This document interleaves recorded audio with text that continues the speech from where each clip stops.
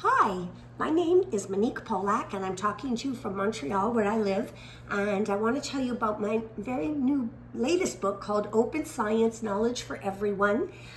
It's illustrated, I love the illustrations, by Catherine Chan, and it's published by Orca Book Publishers. And I guess I have to tell you what is open science anyhow. Open science is when we share data and also biological, for instance, specimens.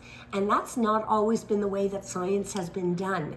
And I learned about open science, kind of a love story behind this project, because my partner is a scientist and he's someone who's very involved. He's kind of a pioneer in the open science movement. And from the first day that I met him, that's when I started to learn about open science. So I fell in love not only with the man, but also with the concept and the practice of open science. And a really good example is what happened with the COVID-19 vaccination. The fact that we were able to get that vaccination quickly was a result of open science, of scientists, researchers sharing data and specimens. Okay, I'm going to read you a little bit of my book.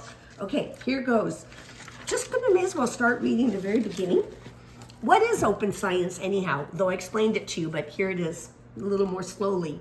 You've heard the words open and science, but this may be the first time you have heard them used together. The word science comes from the Latin scientia, which means knowledge. Science is a way of gaining knowledge about the world through observation and experimentation. The words open and closed don't need much explaining. If a store is open, we can go in. If it's closed, we'll have to come back another time.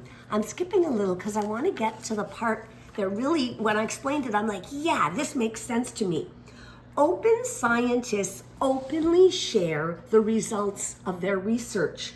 Think of it this way. Well, here's the way I want to tell you about. Open science is like doing a group project for school instead of writing a test. When you write a test, you hope to get the highest mark in the class. Tests are a competition with students pitted against each other. In a group project, students work together for a shared grade. Different kids have different strengths. Some are great at taking notes, others at making charts, and some at speaking in front of the class. The same is true in open science.